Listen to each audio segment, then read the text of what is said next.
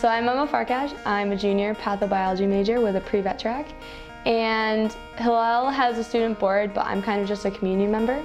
But I know everyone in this building, so it's kind of cool. It's really cool to just be able to be here, and then everyone who walks through the door, you're like, oh my gosh, hi. So my name is Matt Calvo. I'm a junior. Right now I'm our Vice President of Engagement on the student board, and for the next calendar year I will be the president.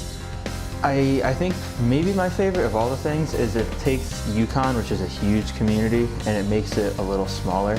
I think a lot of people here come from smaller suburban towns, that kind of thing, and it helps. Also being Jewish, you always are not always looking for other Jewish people, but it gives that sense of community to have those people who you know have some similar experiences. And I think a lot of us appreciate this smaller community within a larger community. I also think it has appeal not just to Jewish students, right? Like people are like, oh, Hillel, isn't that the Jewish building? I mean, not really, no. There are people who come here that aren't Jewish at all. There are people who come here that are very religious, people that are somewhere in between. So I think its broad appeal is a good factor as well. We have the hummus experience. You have teams compete to make the best hummus, and then people get to walk around and try them, and you vote on your favorite. And the winning team gets a year's supply of free hummus, which is really cool. So I really like that. Another event that we do that actually is hosted by Huskies for Israel, which is a group within Hillel. They do Israel Fest in the spring, which we basically set up a bunch of booths that represent different parts of Israel, the culture, the landscape, and everyone can come and learn and do activities, and it's a really fun time.